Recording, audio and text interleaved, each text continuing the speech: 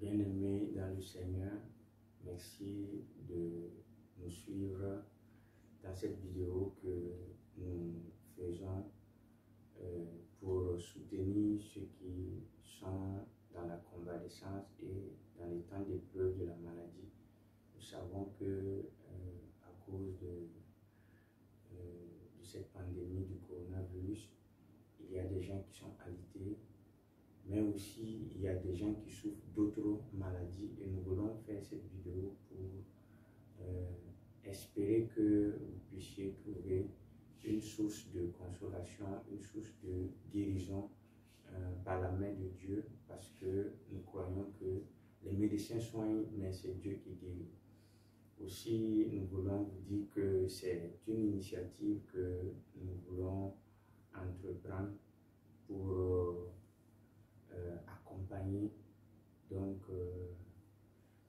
tous ceux qui passent par des moments difficiles. Donc ça ne sera pas la première vidéo. Il se peut que dans les jours à venir on puisse faire d'autres vidéos, mais aussi qu'on puisse avoir des temps de direct ensemble. Et avant de commencer cette méditation biblique, nous allons prier afin que la main de Dieu puisse vous toucher là où vous êtes au nom de Jésus. Seigneur, nous voici dans ta présence. Nous voulons étudier ta parole et nous voulons te demander de nous parler, de nous révéler ta parole qui est une lumière, ta parole qui est une lampe, que tu touches maintenant tous ceux qui vont suivre cette vidéo et que tu libères la puissance de guérison dans leur corps et que tu suscites la foi dans leur cœur et que tu suscites l'espérance dans leur vie. Je prie, Saint-Esprit, que tu prennes le contrôle de tout ce qui va se passer durant ces temps de méditation. Merci de libérer ta faveur dans la vie de tes enfants, au nom de Jésus. Amen. La méditation que nous allons voir ensemble est intitulée l'humilité pour libérer la puissance de la guérison. L'humilité pour libérer la puissance de la guérison. Nous voulons nous introduire en disant que ce ne sont pas tous ceux qui sont malades qui sont humbles. Alors que la guérison est un élément gracieux. La guérison est un don de Dieu. La guérison est un don de Dieu. Et la Bible nous donne un modèle, un exemple. Avant que nous puissions voir notre texte de base, la Bible nous parle dans 2 Chroniques, le chapitre 16, le verset 12. 2 Chroniques, chapitre 16, le verset 12. Si vous avez votre Bible à côté, vous pouvez prendre avant que nous puissions continuer. 2 Chroniques, chapitre 16, verset 12.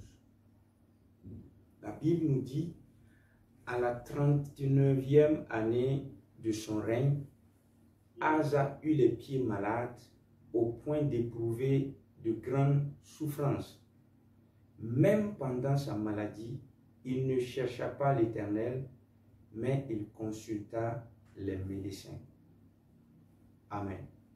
Donc nous voyons que le roi Asa est tombé malade et dans son temps de maladie, il a refusé de consulter Dieu.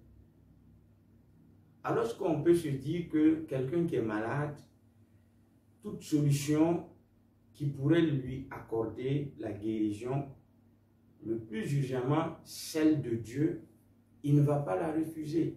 Mais nous voyons que cet homme a choisi de refuser la solution de Dieu. Vous pouvez être malade et vous choisissez de refuser la prière. Vous pouvez être malade et choisir de rejeter la prière. Et si on dit, viens, on va prier pour toi, et il faut aller voir un pasteur, il faut demander qu'on puisse prier pour toi, vous dites, non, je n'ai pas besoin. Et c'était l'attitude du roi Asa. Et la Bible nous montre que malgré le fait qu'il avait mal aux pieds, il a refusé de consulter Dieu et malheureusement, il est mort. Nous voulons susciter dans votre cœur le désir de manifester une attitude d'humilité. Parce que la Bible nous dit dans Jacques 4, le verset 6, que Dieu fait grâce aux humbles, mais il résiste aux orgueilleux. Ça veut dire qu'on peut être malade, on peut souffrir dans ses os, on peut souffrir dans son corps, on peut être tourmenté par des maux, mais Dieu voit que dans notre cœur, il n'y a pas d'humilité. Et par conséquent, les portes de la guérison peuvent être fermées. Voilà pourquoi nous allons essayer de réfléchir sur le texte de 2 Rois chapitre 5, 2 Rois chapitre 5, 2 Rois chapitre 5, le verset 1. 2 Rois chapitre 5, le verset 1. On nous parle ici donc de Naaman. Et nous allons lire le texte. Le texte se trouve dans 2 Rois chapitre 5, le verset 1 à 15, mais nous n'allons pas tout lire. Nous allons juste puiser les idées pour nourrir notre méditation. Il est dit que Naaman, le chef de l'armée du roi de Syrie, jouissait de la faveur de son Seigneur et d'une grande considération, car c'était par lui que l'Éternel avait accordé le salut aux Syriens, mais cet homme important était lépreux. Donc, on voit ici que Naaman n'est pas n'importe qui. Naaman est un homme honoré. Il est un homme qui a eu des grandes victoires, qui a eu de grands succès. Et vous savez que quand l'homme réussit, cela nourrit en lui un peu d'orgueil. Et quand l'homme a des places d'honneur, il se voit important vis-à-vis de l'autre. Mais on voit ici que cet homme qui était digne, qui était un chef d'armée, qui avait remporté des victoires, a été frappé par la lèpre. La lèpre était une maladie humiliante. Parce que quand vous étiez lépreux, on vous excluait de la communauté. De sorte que cet homme qui était grand, cet homme qui était élevé, la Bible va nous faire comprendre que il va être victime de la lèpre et conséquence, il pourrait perdre sa position. Mais en méditant ce texte, j'ai compris que il se peut que ce soit l'orgueil de Naaman qui a pu susciter, qui a pu être une brèche que l'ennemi a utilisée pour le nuire. Bien des fois, nous ne savons pas discerner et nous ne cherchons pas à comprendre ce qui cause nos souffrances. La Bible dit dans Job 33, le verset 15, que Dieu parle tantôt d'une manière, tantôt d'une autre. Et il continue en disant que Dieu parle souvent avec la douleur.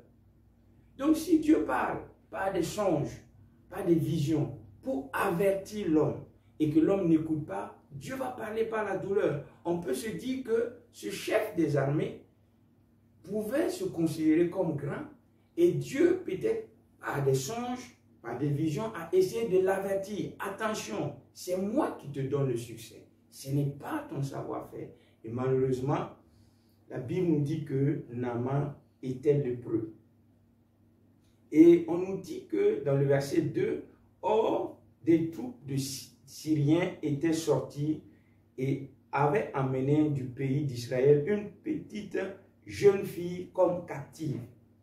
Elle était au service de la femme de Naaman.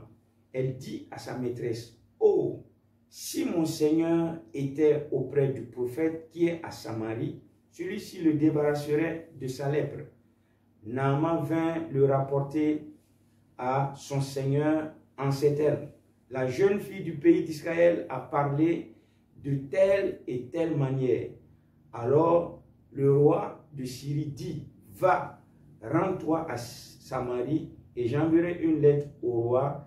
Il partit en prenant avec lui 10 talents d'argent, 6000 pièces d'or et 10 vêtements de rechange. Nous voyons ici que la solution que Dieu a choisi de donner à Naaman était à côté de lui.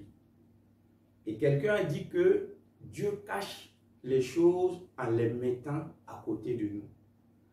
Et la Bible nous dit que la jeune fille que Naaman a ramenée d'Israël, c'est cette jeune fille qui va être comme la voix de Dieu à Naaman.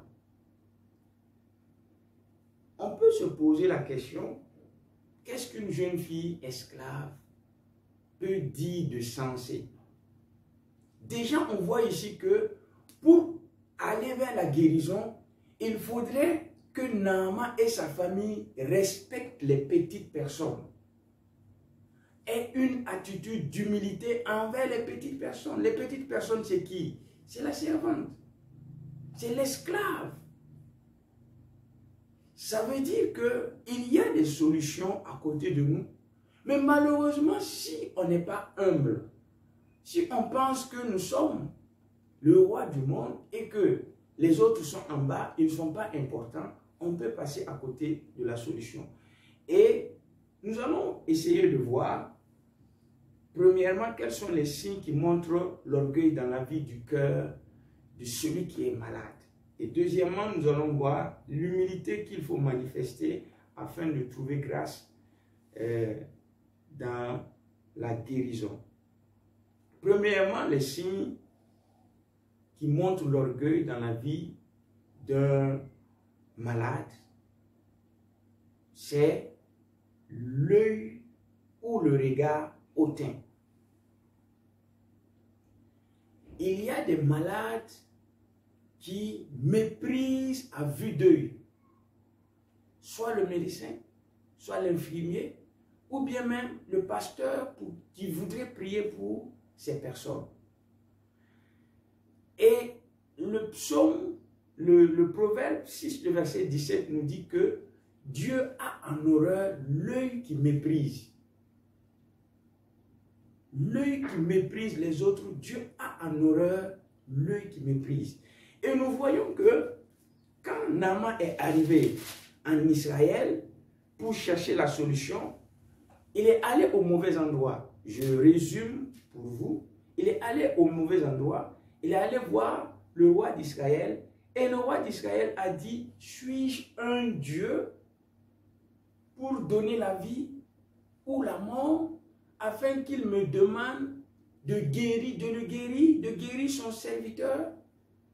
Donc le roi d'Israël sait que la guérison vient du ressort spirituel d'abord. Le roi dit que je suis un Dieu. Ça veut dire qu'il faut avoir une vie spirituelle pour accéder à la guérison. Si on va creuser bien, vous allez voir que les médecins soignent les symptômes, mais la guérison réelle vient de Dieu, parce qu'on ne peut pas expliquer la guérison. On ne peut pas expliquer la guérison parce que le même produit qui a été utilisé pour soigner un patient peut ne pas fonctionner pour un autre patient. Alors, on peut comprendre que la guérison est mystérieuse. La guérison est un don de Dieu. La guérison est une grâce. Et la Bible nous dit que Naaman, quand il est allé voir le prophète Élisée, la Bible dit dans le verset 8, lorsque Élisée, l'homme de Dieu, a appris que le roi d'Israël avait déchiré ses vêtements, il l'envoya dire au roi, pourquoi as-tu déchiré tes vêtements? Qu'il vienne donc vers moi et il reconnaîtra qu'il y a un prophète en Israël. Naaman vint avec ses chevaux et son char et s'arrêta à la porte de la maison d'Élisée. Élisée envoya un messager pour lui dire, va te laver 7 fois dans le Jourdain, ta chair redeviendra saine et tu seras pur. On voit ici Naaman qui a vaincu l'orgueil à la maison parce que celle qui lui a donné la solution, c'est une petite esclave. Deuxièmement, il va aller pour chercher la solution, on peut dire diplomatique, auprès du roi d'Israël. Et la Bible nous dit que le roi lui a dit, je n'ai pas la solution, mais heureusement pour lui, l'homme de Dieu est allé pour le chercher. Et quand il est venu pour voir l'homme de Dieu, la Bible dit que Élisée est resté chez lui. Il a envoyé un messager. Donc, Naaman fut irrité. D'après le verset 11, Naaman fut indigné et s'en alla en disant, voici ce que je me disais. Donc, on voit que la solution du serviteur de Dieu a été rejetée en bloc. Par quoi? L'orgueil. L'orgueil. L'orgueil fait que vous pouvez être malade et ne pas guéri. L'orgueil fait que vous pouvez être souffrant. Ce n'est pas simplement une maladie physique. Même une crise dans votre emploi, une crise. La maladie est en réalité, on peut la définir comme un phénomène anormal qui provoque des conséquences douloureuses. Et on peut avoir une maladie dans sa famille où on n'a pas la paix, où les relations interpersonnelles sont en crise. Et nous voyons ici que immédiatement Naaman va révéler ce qu'il y a dans son cœur. L'orgueil. C'est un lépreux orgueilleux. C'est un lépreux orgueilleux. C'est un lépreux orgueilleux. Et vous pouvez être un malade orgueilleux. Mais pourquoi il me propose cette solution? Pourquoi il ne me fait pas cette prescription? Pourquoi le pasteur, il n'impose pas la main pour prier pour moi? Pourquoi? Pourquoi? Non. Vous êtes le malade qui demande de l'aide. Laissez la personne qui doit vous aider le faire à sa convenance. Donc, nous voyons que c'était un lépreux orgueilleux. Il a choisi de rejeter la solution. Pourquoi? Par le regard hautain, il a méprisé. Et je me suis dit, ça c'est moi qui le pense, que si Élisée sortait, Élisée n'était pas un prophète très riche. Dans ses habits de prophète, peut-être il était habillé en cuir, je ne sais pas, en peau, ou bien peut-être qu'il était mal vêtu, ou qu'il avait fait 2 jours sans se laver. On ne sait pas s'il avait véritablement les moyens de se prendre en charge. Mais, vu que les hommes charnels regardent à l'apparence, c'était pas sûr que si Élisée se présentait et qu'il donne la solution à Naaman, qui est habitué à voir des personnes élégantes autour de lui. Il pourrait dire, mais Élisée, toi-même tu n'es pas propre. Tu es sale. Moi-même dans ma lettre, je suis plus propre que toi. Il pouvait dire ça. Mais nous voyons que Élisée est resté. Le Seigneur a dit à Élisée, reste et donne l'instruction prophétique. Et Naaman a méprisé. Et Dieu va révéler à Élisée ce qu'il y a dans le cœur de Naaman, l'orgueil. Dieu va nous révéler à chacun de nous. Pourquoi ce général est tombé dans la lèpre? Parce que dans son cœur, il y avait l'orgueil. Deuxième signe, c'est le manque d'honnêteté dans les propos. Le fait qu'on soit malade, si on est orgueilleux, on peut choisir de dire simplement une partie de ce que nous souffrons au médecin ou bien au pasteur. On peut dire, ah, j'ai simplement mal à la tête, et on laisse les autres symptômes. Et il va soigner, la personne va s'occuper simplement des maux de tête alors qu'il y avait d'autres douleurs. Le manque d'honnêteté, le fait d'être orgueilleux va faire que vous n'allez pas vous ouvrir à la personne qui peut vous aider. Et la solution qu'il va apporter sera comment? Une solution inachevée, une solution partielle. Donc, nous avons besoin, je parle de tous ceux qui sont dans le besoin de la guérison, tous ceux qui sont malades, vous avez besoin d'être sincère, d'être humble et d'avoir de la sincérité dans vos propos pour dire au pasteur, voilà ce qui ne va pas dans ma vie. Pour dire au médecin, voilà ce que j'ai besoin, voilà mon mal et voilà l'aide dont j'ai besoin. Donc, troisième signe qui montre l'orgueil, c'est le rejet. Le rejet de la proposition ou de la solution de l'homme de Dieu. Le rejet. On voit que Naaman a rejeté. Naaman a rejeté quoi? La solution de l'homme de Dieu. Un médecin peut vous faire une prescription et vous choisissez de ne pas prendre cette prescription. Un pasteur peut vous faire une prière et au moment même où il est en train de prier, vous rejetez en bloc sa prière. Parce que vous jugez que ses propos ou son attitude ou son âge ou son vêtement ou son niveau d'instruction n'est pas à votre goût. Mais le Seigneur veut sauver tous ceux qui sont dans cette situation. Voilà pourquoi l'objet de cette méditation, c'est l'humilité pour libérer la puissance de la guérison.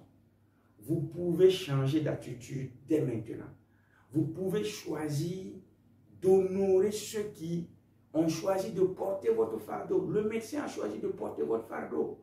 Le pasteur a choisi de porter votre fardeau.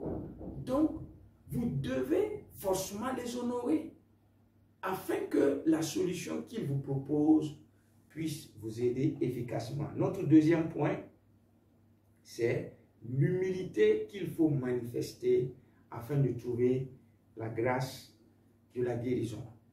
La première attitude, c'est accepter la parole de Dieu comme une source de guérison. Accepter la parole de Dieu comme une source de guérison. Qu'est-ce que la Bible nous dit? Dans le psaume 107, le verset 20, la Bible nous dit que Dieu envoya sa parole pour les guérir. La parole de Dieu est la source de la guérison. Et la Bible nous souligne que Dieu ne fait rien sans sa parole. Dieu ne fait rien sans sa parole. Et l'instruction prophétique est égale à la même parole écrite, scripturaire. L'instruction prophétique est égale à la même valeur que la parole de Dieu écrite. Nous voyons que dans le cas de Naaman, Élisée a reçu une instruction prophétique en disant à Naaman, vas-y te laver 7 fois dans le fleuve et tu seras guéri. C'est une parole qui vient de Dieu. Et cette parole est suffisante pour créer ce qui n'est pas, qui n'existe pas, pour apporter la vie, pour apporter la restauration et la guérison. Mais Naaman a failli passer à côté de la solution. Et ce sont ces gardes qui vont le raisonner. Et ce message est comme les gardes de Naaman pour vous raisonner, pour vous dire, arrête de mépriser les petites gens autour de toi. D'abord, les servantes. Ne méprise pas les servantes. Ne méprise pas les pauvres. Ne méprise pas les gens parce qu'ils ne sont pas instruits à l'université comme toi. Ne les méprise pas. Pourquoi? Parce qu'ils peuvent avoir le remède de ton problème. Et ce sont les serviteurs, les soldats de Naaman, ceux qui sont en bas de lui, qui vont l'apprendre un cours sur l'humilité. Ils vont l'apprendre un cours sur l'humilité. Vous voyez? Un leader qui n'est pas humble. D'abord, c'est son serviteur, sa servante à la maison, qui va la faire comprendre que on peut être grand, on peut être élevé en dignité, mais on n'a pas toutes les solutions. Et la solution était dans le cœur de la servante. Deuxièmement, ce prophète-là était un prophète qui habitait dans un lieu peut-être simple, moins attirant, peut-être insalubre. On ne sait pas. Mais il n'était pas riche. Voilà pourquoi Géasi cherchait à s'enrichir. Donc, il a rejeté en bloc la solution du prophète. Troisièmement, ce sont ces gars, ces soldats qui vont lui raisonner. Donc, qu'est-ce que la Bible veut nous faire comprendre? La Bible veut nous faire comprendre que nous devons accepter premièrement la parole que Dieu nous donne. Même si cela ne correspond pas à nos attentes, même si cela ne respecte pas ce qu'on a prévu. Accepte d'abord la parole. Vous pouvez être malade et quand le serviteur de Dieu vient pour prier pour vous, vous ne voulez pas qu'il ouvre la parole de Dieu pour prier, pour méditer, avant de prier pour vous. Vous pouvez dire non, moi je veux simplement la prière, il faut laisser la parole de Dieu. Non. Il faut la parole de Dieu, il faut que la prière s'appuie sur la parole de Dieu. Et l'instruction prophétique devait précéder l'action miraculeuse de la guérison. Deuxième élément, c'est que si on est malade, si on veut être guéri, nous devons respecter l'homme de Dieu. Le respect de l'homme de Dieu, plutôt, n'est pas important. C'est la solution qu'il propose qui est importante. Si vous êtes malade, vous n'avez pas besoin du respect du médecin. Si vous êtes malade, vous n'avez pas besoin du respect de l'homme de Dieu. Si vous êtes malade, vous avez besoin de la guérison. Vous avez besoin que le médecin prie pour vous et vous soigne plutôt. Et l'homme de Dieu prie de tout cœur pour vous. Et le reste, c'est accessoire. Mais si vous dites, non, quand il est venu même, il ne m'a pas salué, il ne m'a pas regardé. Il a juste commencé à dire, vous avez besoin de quoi? Vous sentez comment? Et je vais prier pour vous. Ou bien, vous souffrez de quoi? Je vais vous faire la prescription. Ce n'est pas le plus important. Le médecin n'est pas là pour... Il doit vous respecter, mais au cas où il ne vous a pas respecté, ou bien au cas où vous avez jugé que le respect n'était pas assez, ce n'est pas grave. Vous devez vous focaliser sur sa solution. Naaman ne s'est pas focalisé sur la solution. Naaman ne s'est pas focalisé sur la solution. Il s'est focalisé sur les choses accessoires. Et nous voyons des personnes aussi, à cause de l'orgueil, ils se focalisent sur des choses accessoires. Tu as besoin de la guérison ou tu as besoin du respect de la personne qui prie pour toi ou bien de la personne qui te soigne. Troisième élément pour libérer la guérison, troisième attitude d'humilité, c'est laisser notre cœur apprécier l'homme de Dieu sans considérer son apparence. Laisser notre cœur apprécier l'homme de Dieu. Laisser notre cœur apprécier le médecin. Même s'il n'est pas souriant, choisissons de sourire avec lui. Même s'il n'est pas amical, choisissons d'être amical. Parce que nous avons besoin que notre cœur reçoive le service qu'il va nous accorder. C'est nous qui sommes dans le besoin, ce n'est pas lui. Donc, il faut désarmer son cœur. Je voudrais inviter quelqu'un qui est souffrant actuellement à désarmer son cœur et à ne pas se laisser tromper par des considérations secondaires.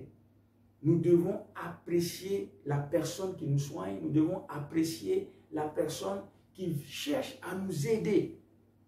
Même si vous avez payé pour la consultation, même si vous avez payé pour les soins, vous savez que votre argent ne peut pas payer la santé.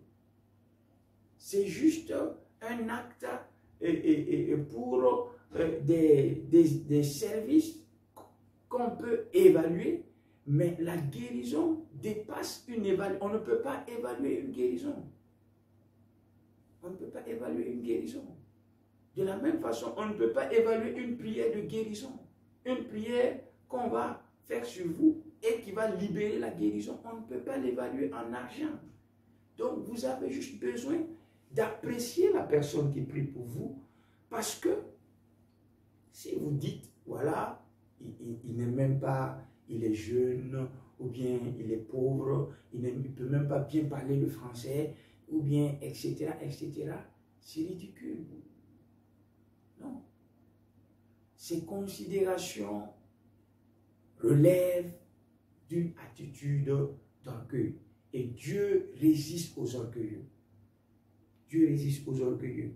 Et pour finir, la guérison a plusieurs portes d'entrée. La guérison a plusieurs portes d'entrée et l'humilité peut déclencher cette guérison. Nous voyons dans Matthieu 8, le verset 2. Ce lépreux qui a vu Jésus-Christ qui descendait de la montagne, il est allé se prosterner et il a dit à Jésus, si tu le veux, tu peux me guérir. Juste un acte d'humilité qui va le guérir. Je ne sais pas si Jésus l'a salué. Peut-être que Jésus ne l'a même pas regardé. Il se peut qu'il s'est prosterné et puis il a crié. On voit un même lépreux qui est humble et un autre lépreux qui est orgueilleux. Regarde dans ton cœur, regardez dans votre cœur, malgré la maladie, est-ce qu'il y a une attitude d'humilité? Malgré la crise que vous traversez, est-ce qu'au fond de vous, vous êtes humble? Dieu résiste aux orgueilleux. Il envoie ce message pour nous dire, si vous voulez être guéri, soyez humble. Et le texte que nous avons partagé relève beaucoup de leçons, mais ce soir, nous avons choisi de nous focaliser sur des leçons sur l'orgueil. L'orgueil ferme la porte de la guérison. L'orgueil ferme la porte de la guérison. Et si nous voulons être guéris, Dieu veut voir au préalable l'humilité.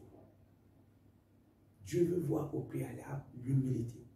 Et si le médecin qui vous soigne voit l'humilité, certainement cela va stimuler son zèle pour que vous puissiez recevoir les meilleurs soins afin d'être guéri. Mais s'il voit que vous-même, vous êtes inaccessible, méchant, irrespectueux, il va dire, mais je ne peux pas. Il va vous faire des prescriptions, pas de tout cœur.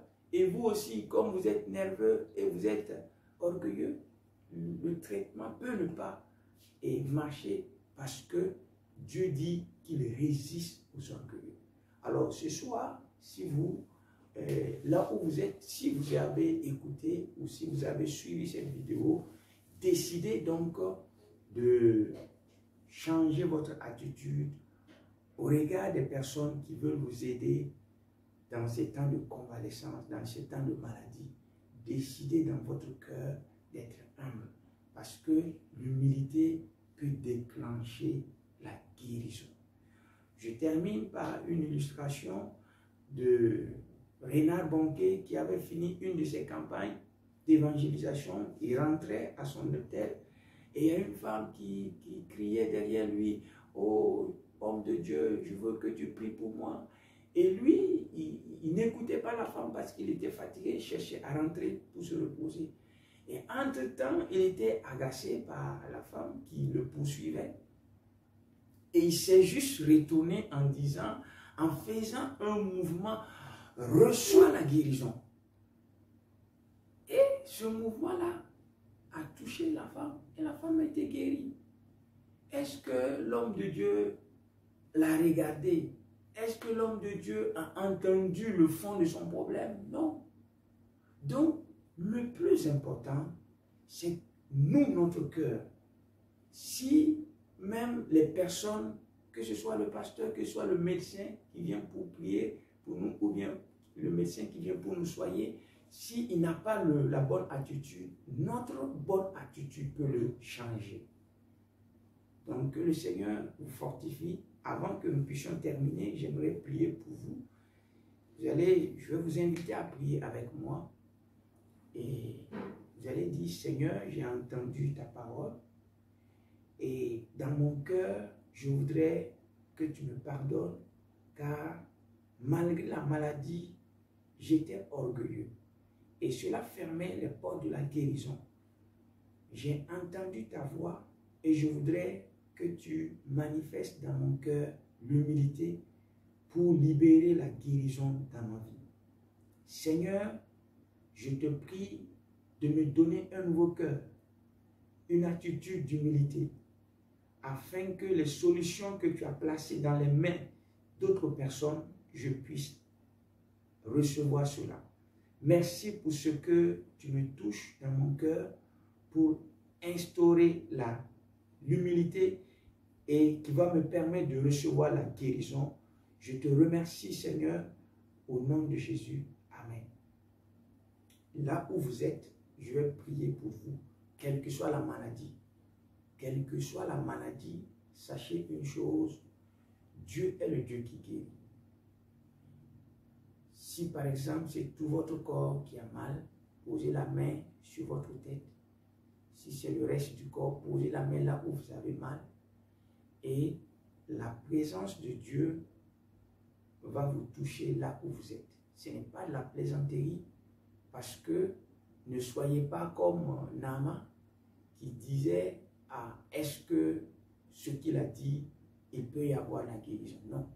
La guérison est dans l'instruction prophétique. La guérison est dans la parole de Dieu. Et cette parole, je vous l'adresse maintenant. Je vais prier pour vous. Posez la main là où vous avez mal et croyez que la guérison sera libérée dans cette prière. Que ce soit des problèmes spirituels, vous êtes oppressés par des esprits, je vais prier pour vous. Si c'est l'esprit de mort, je vais prier pour vous. Père, voici tes bien-aimés qui suivent cette vidéo.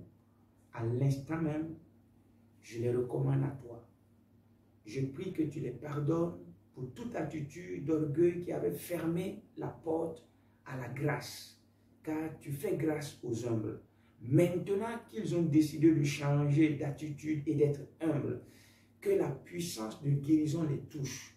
Et que là où ils sont maintenant, que ce soit une maladie d'ordre spirituel, une oppression démoniaque, que ta puissance anéantisse les œuvres des esprits méchants dans leur corps. Que ta puissance anéantisse les œuvres des ténèbres dans leur corps. Qu'ils reçoivent la guérison. Que ta puissance détruise maintenant les chaînes du diable qui les tenaient captifs au nom de Christ Jésus. Père, je les recommande à ta grâce. Je confie leur état de santé physique. Que toute maladie virale disparaisse maintenant dans leur corps. Que toute maladie de parasite, tout ce qui est comme infection, tout ce qui est comme oppression, tout ce qui est comme maladie et clinique ou maladie satanique, je réprime maintenant les esprits d'infirmité. Je détruis leurs œuvres dans le corps. À l'instant même, je libère la puissance de guérison. Je libère la puissance de vie. Je libère la puissance de restauration. Que la vie de Dieu entre dans votre corps et que les cellules soient régénérées, que l'organe qui était endommagé soit réparé. À l'instant même, recevez la guérison, recevez la guérison, recevez la guérison, recevez la guérison, recevez la guérison par l'autorité du nom de Jésus. Seigneur, merci parce que tu libères une puissance de guérison et tu restaures la vie, tu donnes la vie aux morts, tu guéris des gens qui avaient des maladies incurables et tu restaures la santé de tes bien-aimés. Qu'il en soit ainsi dans le nom de Jésus. Amen. Que Dieu vous bénisse et que Dieu vous accorde de témoigner dans les jours à venir la puissance de guérison qui s'est opérée dans votre vie. Je vous remercie d'avoir suivi cette vidéo et à la prochaine. Que Dieu vous bénisse.